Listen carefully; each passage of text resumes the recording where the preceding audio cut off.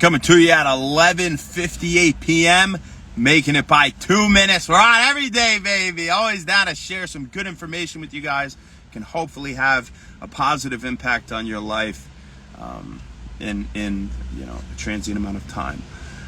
So happy when wellness nerd out time. G Cruz, how you doing? And Julian, hey Julian, how you doing?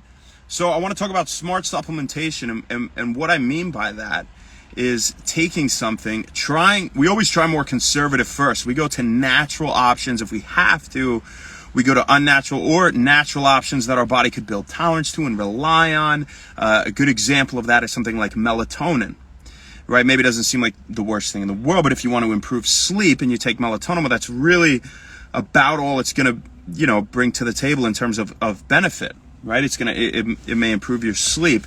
Your body may naturally produce less of it. You may become tolerant to it. You may need more.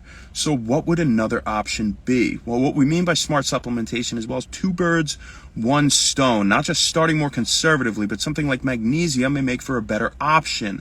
It can help to improve sleep. It has a neural sedative effect, and deficiency in magnesium can increase neural excitation, blood pressure, and decrease even insulin sensitivity, because magnesium affects the pancreas and the beta cells and the islets of Langerhans, their release of insulin. Okay, so it affects that. Also, it's an essential component of bone health, plays an integral role in maintaining bone density, good bone density. And in fact, magnesium deficiency could reduce the benefits of vitamin D because it's essential for vitamin D activation and synthesis in the first place. Could reduce the intensity and frequency of migraines. And we said lower blood pressure. Why is that? Because it can increase nitric oxide production. Nitric oxide is a vasodilator, so it opens those blood vessels, increases blood flow, the delivery of oxygen and nutrients to all the tissues in the body. And if we open them, the pressure is lower, right? So less pressure, less force of that blood batting against the luminal walls, vascular endothelium, right? So with magnesium, one thing we don't often think of is that neural excitation. This is one reason it's good for improving sleep, is because it can reduce neural excitation, have that sedative effect. And you're looking for a few hundred milligrams, 250 to 400 milligrams of something like magnesium citrate. Gluconate and glycinate aren't bad. Don't go for something like oxide, has poor absorption, but citrate is definitely a good one. Another one might have been lactate, but don't quote me on that. Definitely citrate or one of the other aforementioned forms.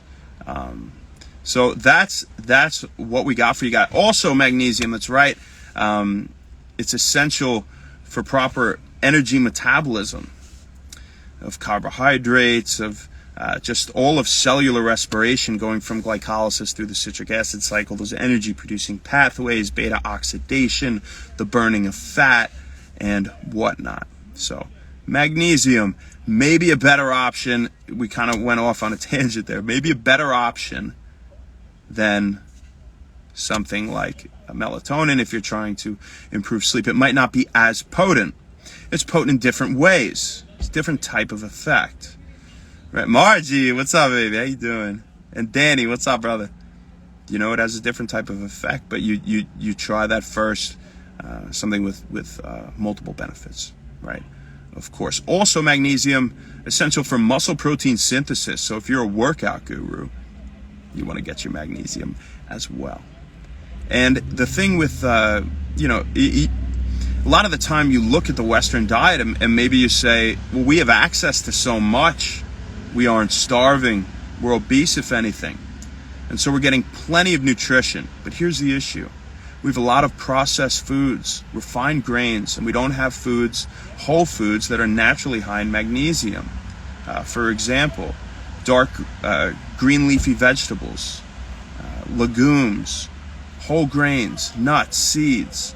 These types of foods are high in magnesium, but usually we don't get a lot of it. So maybe supplementation isn't such a bad idea. Worst comes to worst, you're going to pee it out, right? It could cause some digestive upset. Worst comes to worst, you would have some diarrhea.